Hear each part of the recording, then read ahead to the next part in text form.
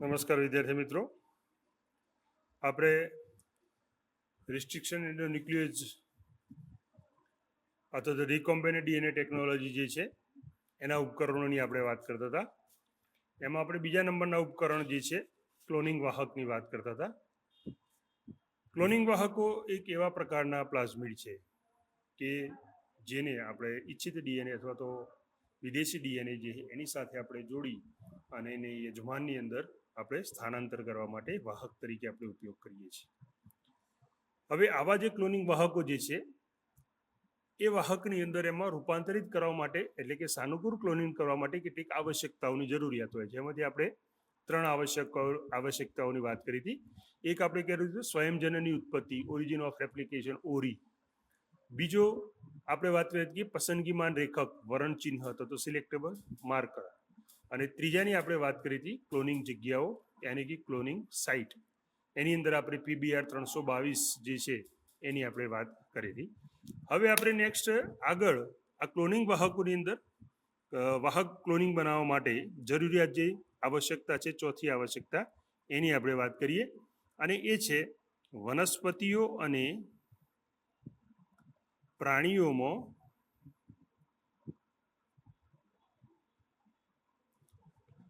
Cloning જનીનો જે છે એ ક્લોનિંગ જનીનો માટે વાહકો, જરૂરી વાહકો જે છે કે જે આપણે ક્લોનિંગ જનીનો માટે બનાવીએ છીએ એવા વાહકો વનસ્પતિઓ અને પ્રાણીઓની અંદર કયા પ્રકારના છે ને કેવી રીતે એને ક્લોનિંગ વાહકની અંદર રૂપાંતરિત કરવામાં આવે છે. મૂળ સ્વરૂપની અંદર આવા જે પ્લાઝમિડ જે છે અથવા તો જે જનીન હોય છે એ જનીન કેવા હોય છે?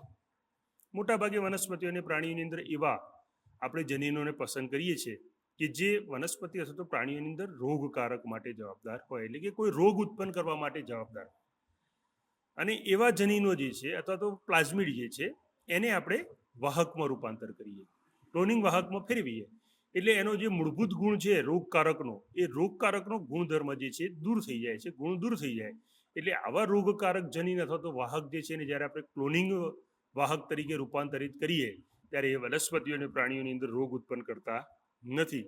વિદ્યાર્થી મિત્રો, આવા જે જનીનો જે છે કે જે વનસ્પતિ અને પ્રાણીઓમાં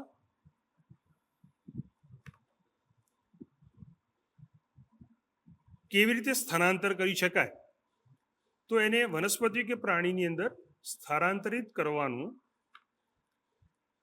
આપણે બેક્ટેરિયા અને વાયરસ પાસેથી શીખેલા. એટલે કે બેક્ટેરિયા અને વાયરસની અંદર આવી સ્થાનાંતરની ક્રિયા થતી હોય છે. એટલે આપણે કેટલાક જે બેક્ટેરિયા છે એ બેક્ટેરિયા અને વાયરસની અંદરથી આપણે શીખેલા.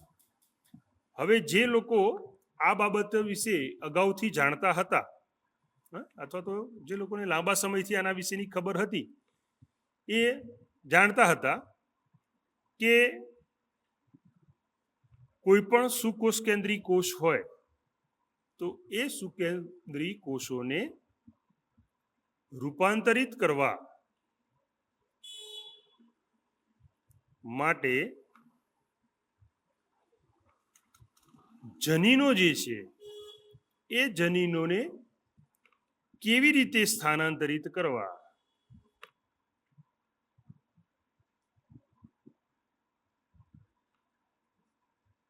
કે જે બેક્ટેરિયા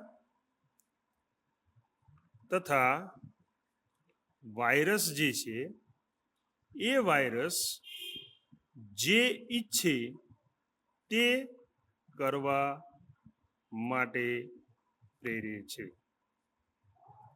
એનો અર્થ એવો થાય, આનું અર્થઘટન શું થાય કે ક્લોનિંગ વાહક, બરાબર, ક્લોનિંગ વાહક જે છે કોઈ પણ હોય, જનીન હોય કે પ્લાઝમિડ હોય, બરાબર, એ ક્લોનિંગ વાહક એ એવા વાહક ડીએનએ છે, ક્લોનિંગના જે વાહકો જે છે અથવા તો જે ક્લોનિંગ વાહક જે છે પ્લાઝમિડ અથવા તો જનીન, એ એવા વાહક ડીએનએ છે કે જેમાં ઈચ્છિત ડીએનએનો ટુકડો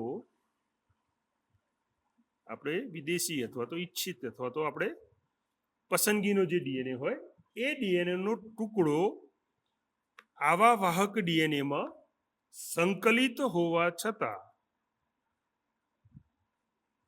એટલે કે એની સાથે જોડાયેલો હોવા છતાં પણ આ જે વાહક અણુ જે છે એટલે કે ડીએનએ જે છે એ ડીએનએ જ્યારે સ્વયંજનન પામે, એટલે આવા ડીએનએ જે છે એ પોતાની સ્વયંજનન માટેની ક્ષમતા જે છે એ ગુમાવતા નથી. એટલે આવા વાહક અણુ સાથે આપણે કોઈ પણ ઈચ્છિત ડીએનએને જોડીએ તો આવા વાહક ડીએનએ જે છે પોતાની સ્વયંજનનની ક્ષમતા ગુમાવતા નથી. એટલે કે એ આવો ડીએનએ જોડાયેલો હોય તો પણ એ સરળતાથી પોતાની રીતે જ સ્વયંજનન પામી શકે છે. એટલે આવા ક્લોનિંગ વાહકો જે છે એ વાહકો તરીકે આપણે બેક્ટેરિયા અથવા તો વાયરસ જે છે એના જનીનને આપણે લઈ શકીએ છીએ. અને એના પરિણામે આ જે છે યજમાન કોષમાં ઈચ્છિત અથવા તો જેને આપણે દાતા કહીએ છીએ, બરાબર, ઈચ્છિત ડીએનએ અથવા તો દાતા ડીએનએ જે છે એને દાખલ કરવા માટે તે ઉપયોગી છે. હવે આવા કેટલાક વનસ્પતિ અને પ્રાણીઓના આપણે ઉદાહરણ લઈએ. બરાબર, આપણે એક વનસ્પતિનું ઉદાહરણ લઈએ. બરાબર, દાખલા તરીકે વનસ્પતિમાં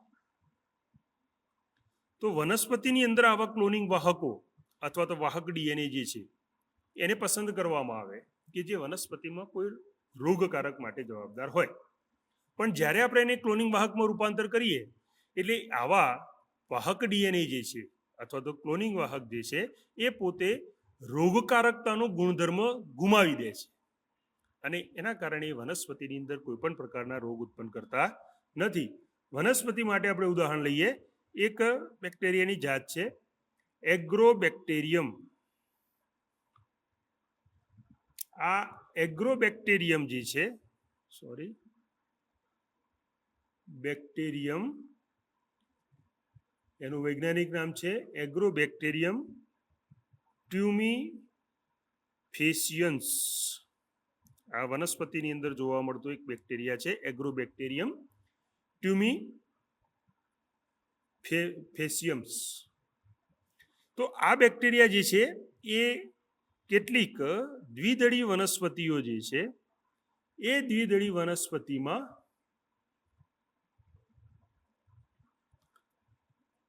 માટે રોગકારક છે.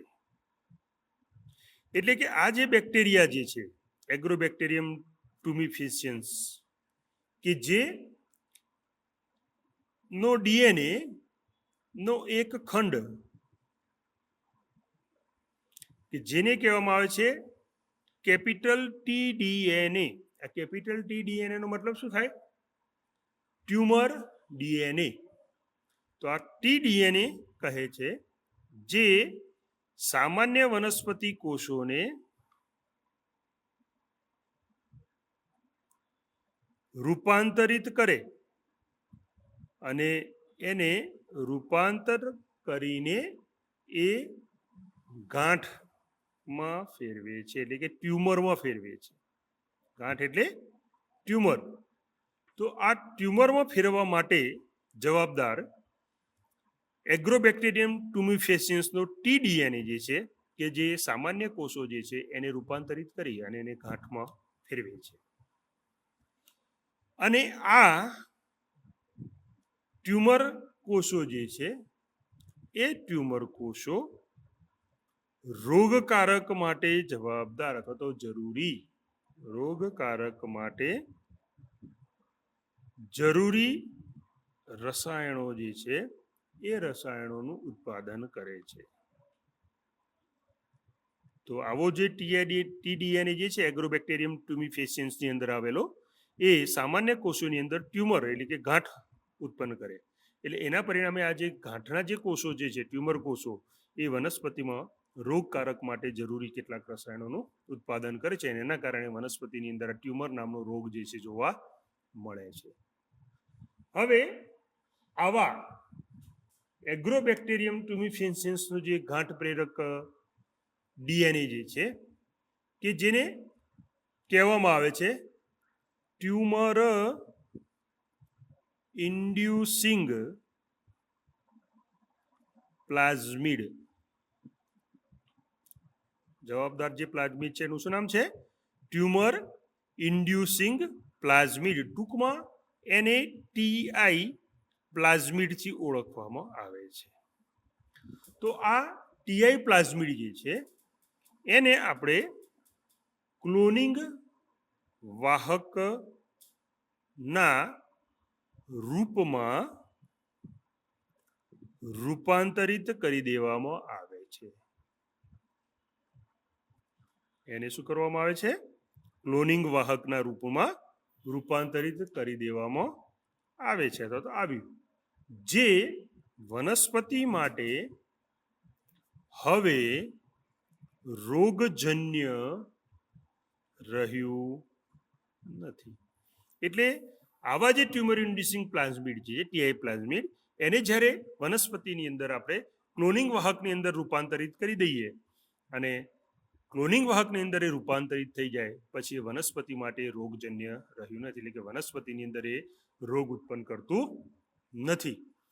એટલે આવા જે જનીન જે છે કે જે રોગકારક માટે જવાબદાર છે, DNA જે છે, એને આપણે ક્લોનિંગ વાહકની અંદર રૂપાંતર કરી શકીએ અને પછી એનો આપણે ઉપયોગ પોતાની અભિરુચિના જનીનને અનેક વનસ્પતિઓની અંદર આપણે સ્થાનાંતરિત કરવા માટે ઉપયોગમાં લેવામાં આવે છે. જ્યારે એક જનીન અથવા તો DNAના ખંડને યોગ્ય વાહક સાથે જોડી દેવામાં આવે એટલે એના પરિણામે આવા બેક્ટેરિયા જે છે એ વનસ્પતિઓમાં સરળતાથી આપણે સ્થાનાંતર કરી શકીએ અને એ સરળતાથી વનસ્પતિની અંદર ગુણન પામી શકીએ. તો આ વનસ્પતિમાં જોવા મળતું એક TDNA છે, એગ્રોબેક્ટેરિયમ ટ્યુમિફેસિયન્સ નામના બેક્ટેરિયા છે કે જે દ્વિદળી વનસ્પતિઓની અંદર ગાંઠ પ્રેરક માટે જવાબદાર છે. આવું જ આપણે એક બીજું ઉદાહરણ લઈએ કે જે પ્રાણીઓમાં કેટલાક પ્રાણીઓ માટે જવાબદાર બેક્ટેરિયાઓ છે. દાખલા તરીકે પ્રાણીઓની અંદર રિટ્રોવાયરસ. તો આ રિટ્રોવાયરસ જે છે એ પ્રાણીઓની અંદર સામાન્ય કોષોને કેન્સરગ્રસ્ત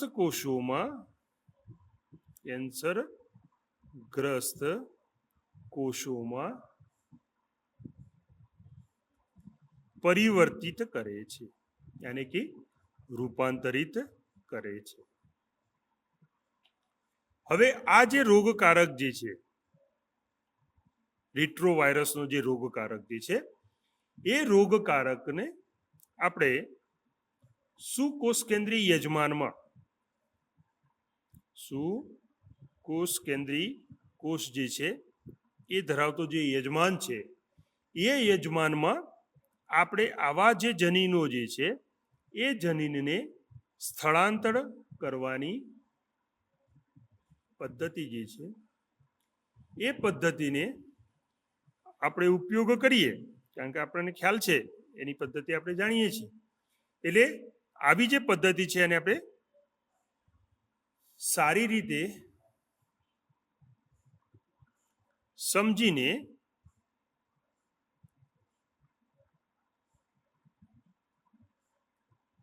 રોગકારકની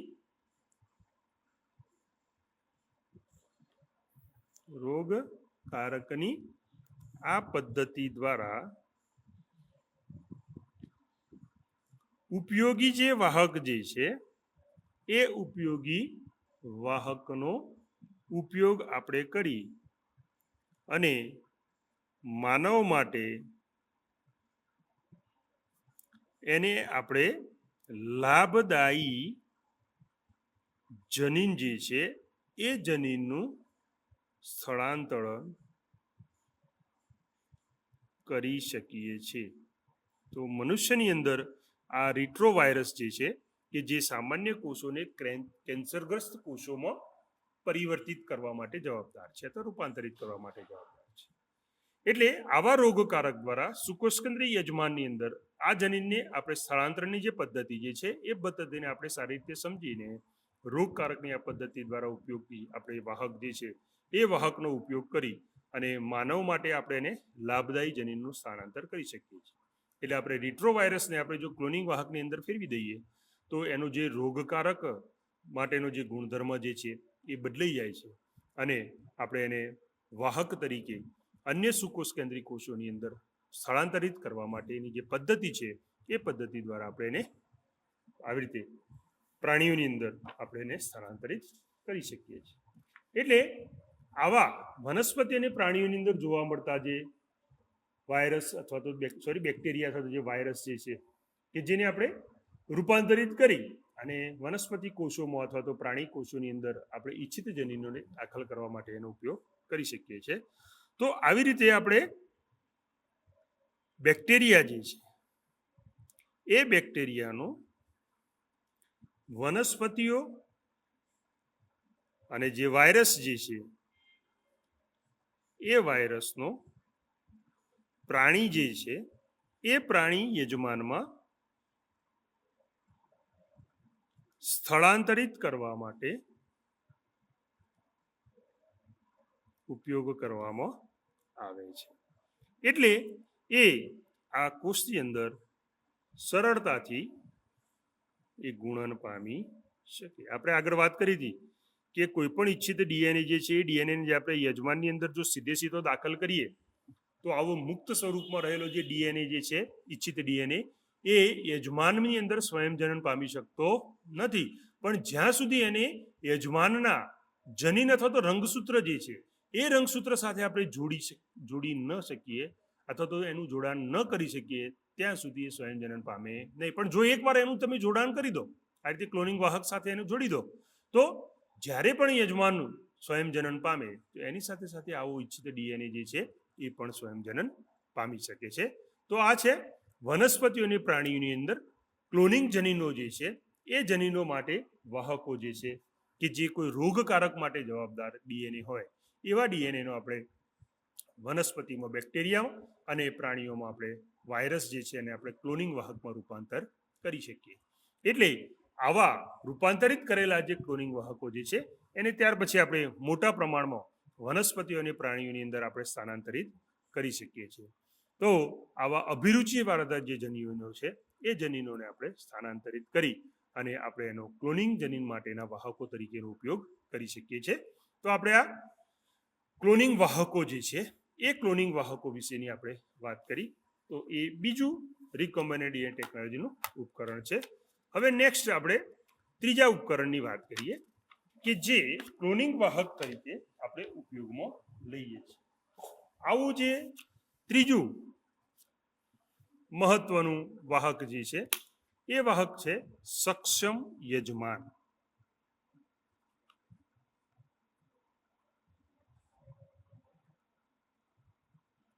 આ ત્રીજું ઉપકરણ છે, ટૂલ્સ છે, એને કહેવામાં આવે છે કોમ્પિટન્ટ હોસ્ટ અથવા તો આપણે એને કહીએ પુનઃ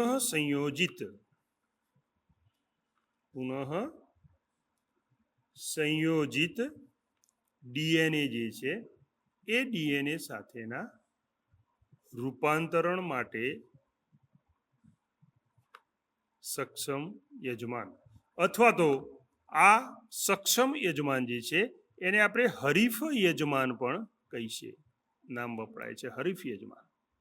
એવો યજમાન કોષ તમે પસંદ કરો કે જે આવા પુનઃસંયોજિત ડીએનએ જે છે એનું આપણે રૂપાંતરણ કરી શકીએ.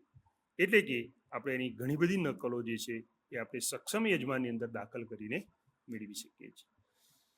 થોડીક આપણે એક વધારાની વાત કરીએ. આપણે જાણીએ છીએ ડીએનએની રચના, બરાબર?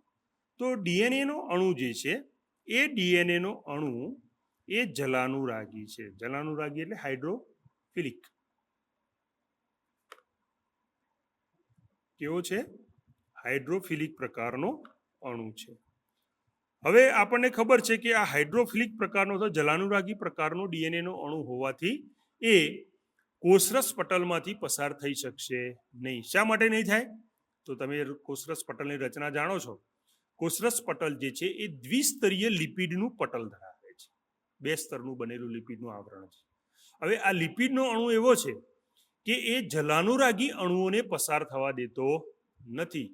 જો આના બદલે હાઇડ્રોફોબિક પ્રકારનો જલવિતરાગી પ્રકારના જો અણુઓ હોય, જલ વિતરાગી એટલે દ્રાવ્ય, જલદ્રાવ્ય, તો આવા જલદ્રાવ્ય એટલે કે હાઇડ્રોફોબિક પ્રકારના જે અણુઓ જે છે એ કોષરસ પટલમાંથી સરળતાથી પસાર થઈ શકે. પણ ડીએનએ જે છે જલાનુરાગી છે, એટલે જલદ્રાવ્ય હોવાના કારણે એ કોષરસ પટલમાંથી પસાર થઈ શકતો નથી. એટલે આવો ડીએનએ જે છે એ ડીએનએ જો આપણે યજમાનના કોષરસ પટલમાંથી પસાર કરવો હોય તો આપણે ડીએનએને સારવાર આપવી પડે. એટલે કે એનું જે જલાનુરાગી નો ગુણધર્મ જે છે એ ગુણધર્મને આપણે રૂપાંતર કરવો પડે. એટલે આવો જલાનુરાગી ડીએનએ અણુ જે છે એ કોષરસ પટલમાંથી પસાર થઈ શકતો નથી. હવે આપણે એને યજમાનમાં તો દાખલ કરવો જ છે, બરાબર. એટલે કોઈ પણ રીતે અથવા તો કેટલીક પદ્ધતિઓ છે, એ પદ્ધતિઓનો આપણે ઉપયોગ કરી અને આપણે કોષરસ પટલમાંથી આવા ડીએનએ જલાનુરાગી ડીએનએ જે છે એને આપણે પસાર કરી શકીએ છીએ. તો પસાર થઈ શકતો નથી એનું કારણ શું છે? આપણે વાત કરી કે કોષરસ પટલ જે છે દ્વિસ્તરીય પટલ ધરાવે છે, પડ ધરાવે છે. એટલે એમાં જલાનુરાગી અણુઓ પસાર થઈ શકતા નથી. એટલે આવા ડીએનએ જે છે એ ડીએનએને એટલે કે જે આપણે પ્લાઝમિડ જે છે બેક્ટેરિયા, એ પ્લાઝમિડ બેક્ટેરિયાનું જે પ્લાઝમિડ જે છે એને સ્વીકારવા માટે ગ્રાહી કરતા પહેલા, એ ગ્રાહી કરે એ પહેલા આ ડીએનએ જે છે એને આપણે રૂપાંતરિત કરવો આવશ્યક છે. એટલે એને એટલા માટે આવશ્યક છે કે જેથી એ બેક્ટેરિયલ કોષ જે છે એ બેક્ટેરિયલ કોષને નો જે ડીએનએ જે છે એ ડીએનએના સ્વીકાર હેતુ, એટલે કે એને સ્વીકારી શકે, દાખલ કરી શકે, એ હેતુ એને સક્ષમ બનાવવામાં આવે છે. હવે એને સક્ષમ બનાવવા માટે કેટલીક પદ્ધતિઓ છે, એ પદ્ધતિઓનો આપણે ઉપયોગ કરવો પડે. હવે આવી પદ્ધતિઓ જે છે એને કહેવામાં આવે છે યજમાન કોષોમાં વિદેશી ડીએનએ ને પ્રવેશ કરાવવા માટેની પદ્ધતિઓ. ડીએનએને આપણે સારવાર આપવી પડે અથવા તો કેટલીક પ્રવેશ કરાવવા માટેની કેટલીક પદ્ધતિઓ છે, એ પદ્ધતિઓ અનુસાર આપણે એને કોષરસ પટલમાંથી પસાર કરી શકીએ. એટલે આપણે જો કોષરસ પટલમાંથી એને પસાર કરવો હોય તો આવા ડીએનએને આપણે ટ્રીટમેન્ટ આપવી પડે. હવે આ કેવી રીતે કરવામાં આવે? તો સૌથી પહેલા ડીએનએ જે છે, બરાબર, વિદેશી ડીએનએ જે છે એ ડીએનએને આવું કરવા માટે નિશ્ચિત સાંદ્રતા ધરાવતા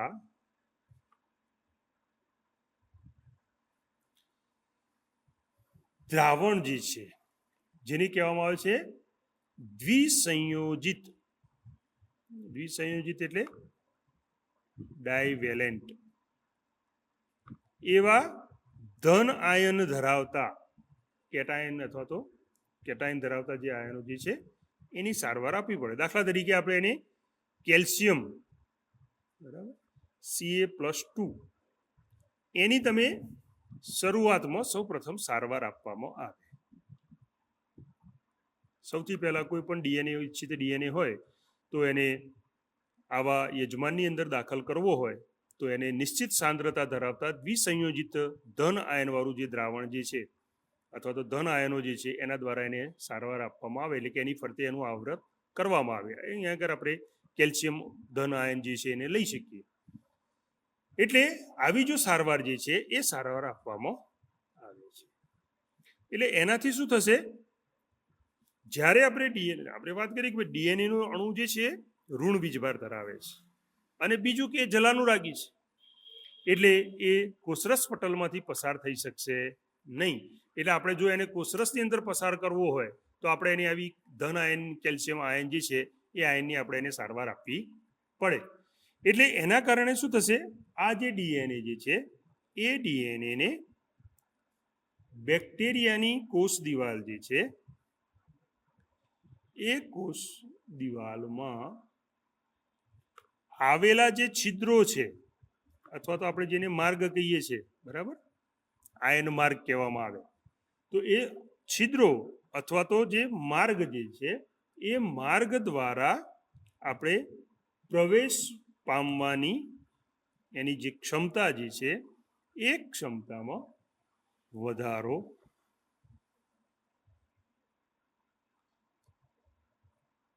થાય છે. પુનઃ સંયોજિત ડીએનએ જે છે અથવા તો આપણે જેને ટૂંકમાં શું કહીએ છીએ, આરડીએનએ, રિકોમ્બિનેન્ટ ડીએનએ, એને કોઈ પણ યજમાન કોષ જે છે એ કોષમાં દાખલ કરવા માટે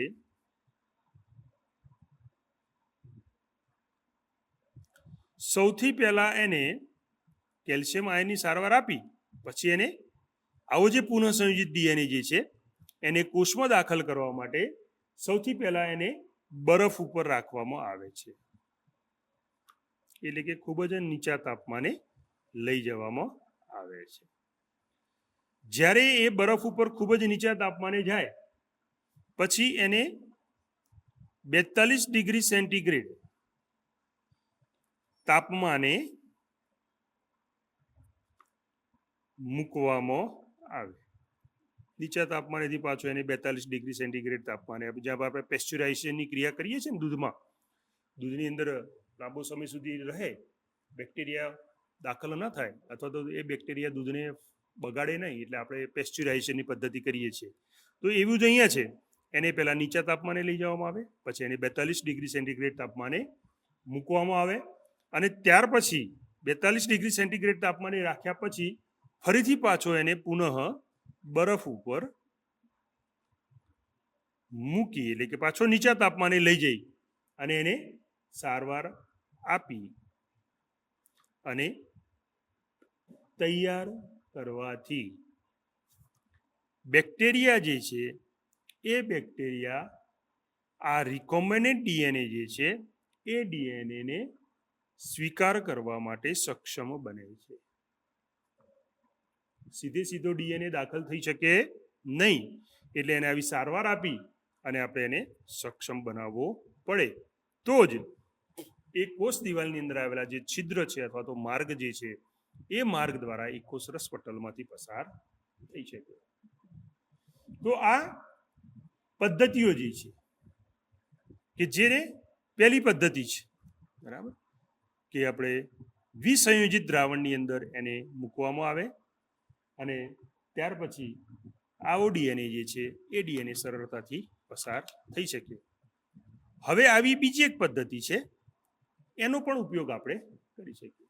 યજમાન કોષોની અંદર વિદેશી ડીએનએને પ્રવેશ કરાવવા માટેની આવી એક પદ્ધતિ નથી, બીજી પણ પદ્ધતિઓ છે અને એ પદ્ધતિનું નામ છે સૂક્ષ્મ અંતઃક્ષેપણ.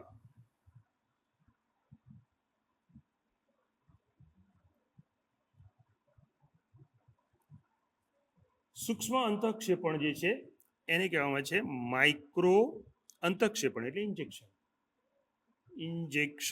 ઇન્જેક્ટ કરવામાં આવે સીધો જ કોષના કોષ કેન્દ્રની અંદર આવો રિકોમ્બિનેન્ટ ડીએનએ જે છે એને દાખલ કરવામાં આવે, ઇન્જેક્ટ કરવામાં આવે. ગુજરાતીમાં એને કહે છે સૂક્ષ્મ અંતઃક્ષેપણ અથવા તો માઇક્રો ઇન્જેક્શન. તો આની અંદર આપણે પુનઃ સંયોજિત અથવા તો જે આરડીએનએ જે છે એ આરડીએનએને પ્રાણી કોષના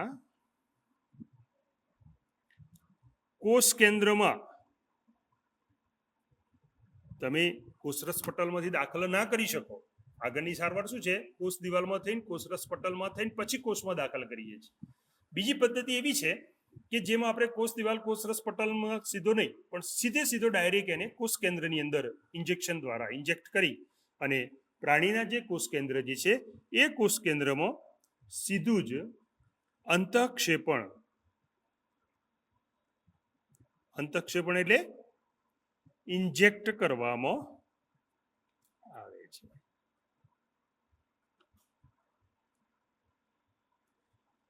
તો આ સૂક્ષ્મ અંતઃક્ષેપણ છે, જેમાં આપણે પુનઃસંયોજિત ડીએનએ જે છે એને માઇક્રો ઇન્જેક્ટ દ્વારા આપણે પ્રાણી કોષના કોષ કેન્દ્રમાં સીધી રીતે આપણે ઇન્જેક્ટ કરી શકીએ. આવી જ ધારો કે આ પદ્ધતિનો ઉપયોગ ન કરવો હોય તો પાછી ત્રીજી એક પદ્ધતિ છે, બરાબર. અને એ પદ્ધતિને કહેવામાં આવે છે કણીય પ્રચંડ વર્ષણ. કણીય પ્રચંડ વર્ષણ, અંગ્રેજીમાં એને કહેવામાં આવે છે પાર્ટિકલ બોમ્બાર્ડમેન્ટ. Particle bombardment.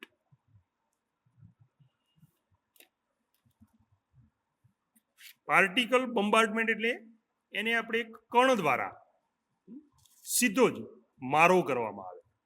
એને ખૂબ જ ઝડપથી આપણે જેમ મિસાઇલને આપણે છોડીએ છીએ આકાશની અંદર, તો એને ખૂબ જ ઝડપથી ધક્કો મારવામાં આવે છે, એટલે ધક્કો મારી દેવામાં આવે. એને કહેવાય છે કણીય પ્રચંડ વર્ષણ. હવે આ પદ્ધતિ જે છે ખાસ કરીને વનસ્પતિઓ માટે વધારે અનુકૂળ છે. આ જે કણીય પ્રચંડ વર્ષણ જે છે એ વનસ્પતિઓ માટે અનુકૂળ છે, જેમાં આવા જે રિકોમ્બિનેન્ટ ડીએનએ જે છે એને ટંગસ્ટન અથવા તો સોનું, ગોલ્ડ જેને આપણે કહીએ છીએ ને, બરાબર, ટંગસ્ટન અથવા તો સોનાના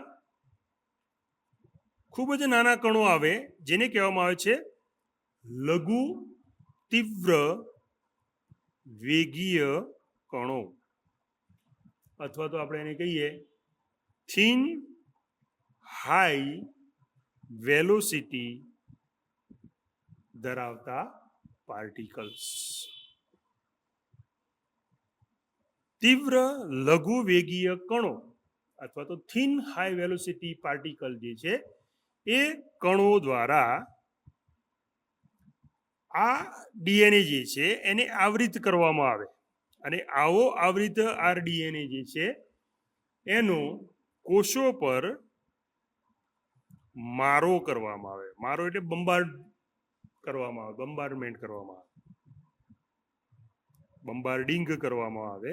તો આ રીતે આપણે એને બોમ્બાર્ડિંગ કરી, મારો કરી અને આપણે એક ધક્કા દ્વારા ખૂબ જ ઝડપથી, તાકાતથી આપણે એને કોષની અંદર દાખલ કરવામાં આવે છે.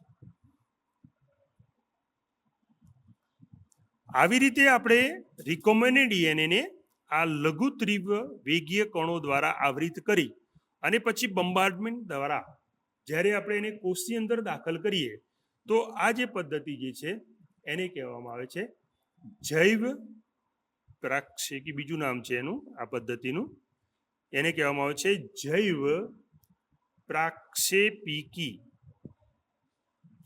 અંગ્રેજીમાં એને કહેવામાં આવે છે બાયોલિસ્ટિક્સ, અથવા તો બીજું નામ છે એનું જનીન સ્ફોટક. સ્ફોટ કરવામાં આવે એને જીન ઘન પણ કહેવામાં આવે.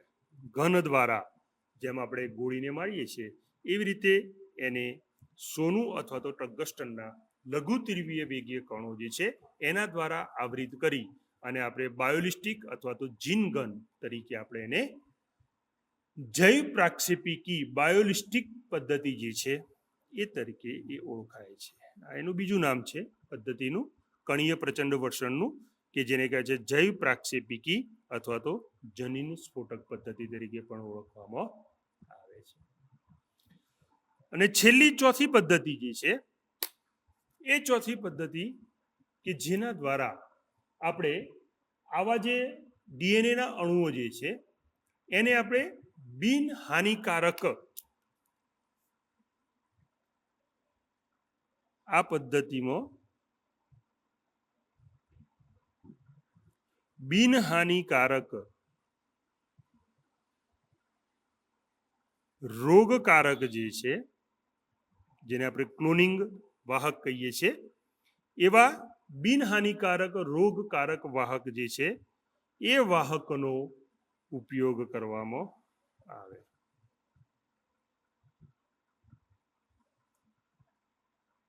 એટલે એના કારણે આ વાહકોથી કોષો જે છે એ કોષો સંક્રમિત થાય અને આવા સંક્રમિત થાય એટલે એવા કોષો જે છે એ કોષોને આપણે યજમાનની અંદર સરળતાથી દાખલ કરી શકીએ છીએ. એટલે એકવાર કોષો સંક્રમિત થઈ જાય પછી આપણે એને સરળતાથી આવા રિકોમ્બિનેન્ટ ડીએનએ જે છે, તો પુનઃસંયોજિત ડીએનએ જે છે એને આપણે યજમાનમાં સ્થળાંતરિત કરી શકાય છે. તો આવી 4 પદ્ધતિઓ છે. સૌથી પહેલા આપણે નિશ્ચિત દ્રાવણ ધરાવતા દ્વિસંયોજિત ધન આયનની સારવાર આપવામાં આવે. દાખલા તરીકે કેલ્શિયમ આયન દ્વારા રિકોમ્બિનેન્ટ ડીએનએ છે એને આવરિત કરવામાં આવે. હવે આવી રીતે આપણે કેલ્શિયમની સારવાર આપેલો જે રિકોમ્બિનેન્ટ ડીએનએ જે છે એને બેક્ટેરિયાની કોષ દિવાલની અંદર આવેલા જે છિદ્રો છે એ છિદ્રો દ્વારા આપણે એને સરળતાથી પસાર કરવા માટેની જે ક્ષમતા છે એ ક્ષમતામાં આપણે વધારો કરી શકીએ. એટલે આવા રિકોમ્બિનેન્ટ ડીએનએ જે છે એને કોષની અંદર દાખલ કરવા માટે એને કેલ્શિયમ આયન જે છે એને આવરિત કર્યા પછી સૌથી પહેલાં એને બરફ ઉપર રાખવામાં આવે, ખૂબ જ નીચા તાપમાને લઈ જવામાં આવે. ત્યાર પછી એને 42 ડિગ્રી સેન્ટીગ્રેડ તાપમાન પર રાખવામાં આવે. 42 ડિગ્રી સેન્ટીગ્રેડ તાપમાન થોડોક સમય રાખ્યા પછી ફરીથી પાછા એને બરફ ઉપર મૂકી અને નીચા તાપમાને એને લઈ જવામાં આવે. અને આવી રીતે સારવાર આપીને તૈયાર કરેલા બેક્ટેરિયા જે છે એ આ ડીએનએનો સ્વીકાર કરવા માટે સક્ષમ બની શકે છે. આ એક પદ્ધતિ છે. બીજી પદ્ધતિ આપણે વાત કરી સૂક્ષ્મ અંતઃક્ષેપણ માઇક્રો ઇન્જેક્શન. તો એમાં શું કરવામાં આવે છે કે પુનઃસંયોજિત ડીએનએને આપણે સીધો કોષ કેન્દ્રમાં દાખલ કરી દઈએ છીએ. એને કોષ દિવાલ કે કોષરસ પટલમાંથી દાખલ નહીં કરવા, પણ ઇન્જેક્શન મારી અને કોષના કોષ કેન્દ્રની અંદર એને સીધો દાખલ કરી દેવામાં આવે. તો એને કહેવામાં આવે છે આ સૂક્ષ્મ અંતઃક્ષેપણ. ત્રીજી પદ્ધતિ છે કણીય પ્રચંડ વર્ષણ, પાર્ટિકલ બોમ્બાર્ડમેન્ટ. તો એની અંદર આપણે વનસ્પતિઓની અંદર આ પદ્ધતિ સૌથી વધારે અનુકૂળ છે. એટલે આપણે આવા જે રિકોમ્બિનેન્ટ ડીએનએ છે એને ટંગસ્ટન અથવા તો સોનાનું લઘુ તીવ્ર વેગીય કણો દ્વારા એને આવરિત કરી અને પછી એ ડીએનએને કોષો ઉપર મારો કરવામાં આવે, બોમ્બાર્ડિંગ કરવામાં આવે અને આવી રીતે એને કોષની અંદર દાખલ કરવામાં આવે. એટલે આ કણીય પ્રચંડ વર્ષણ જે છે એને બીજું નામ છે પદ્ધતિનું જૈવ પ્રાક્ષેપિકી બાયોલિસ્ટિક અથવા તો જનીન સ્ફોટક જીન ઘન, કે જેમાં આપણે ખૂબ જ ધક્કા દ્વારા આવા સીધા જ કોષના કોષ કેન્દ્રની અંદર એને દાખલ કરી શકીએ. ચોથી પદ્ધતિ જેમાં એ છે કે જે આપણે બિનહાનિકારક રોગકારક વાહક જે છે જેને આપણે ક્લોનિંગ વાહક કહીએ છીએ, આગળ વાત કરીને તો એવા ક્લોનિંગ વાહકની અંદર ઉપયોગ કરી અને આપણે જ્યારે આવા વાહકો દ્વારા કોષો સંક્રમિત થાય એટલે પુનઃસંયોજિત ડીએનએ જે છે એની યજમાનમાં આપણે સરળતાથી સ્થાનાંતર કરી દઈએ છીએ. તો અહીંયા આગળ પુનઃસંયોજિત ડીએનએના નિર્માણ માટેના જે 4 ઉપકરણો જે છે એ આપણે 4 ઉપકરણોની આગળ વાત કરી. હવે આગળ આપણે વાત કરીશું પદ્ધતિની. આપણે અહીંયા સિદ્ધાંતો અને પદ્ધતિ બાયોટેકનોલોજી 2 ભણવાની છે. એમાં પહેલાં આપણે બધા સિદ્ધાંતોની વાત કરી, બીજી એના જરૂરી માટે ઉપકરણોની વાત કરી. હવે આપણે ત્રીજી વાત કરીશું પદ્ધતિઓની. તો ટેકનોલોજી જે છે, ક્રિયાવિધિ જે છે એ ક્રિયાવિધિની આપણે વાત કરીશું.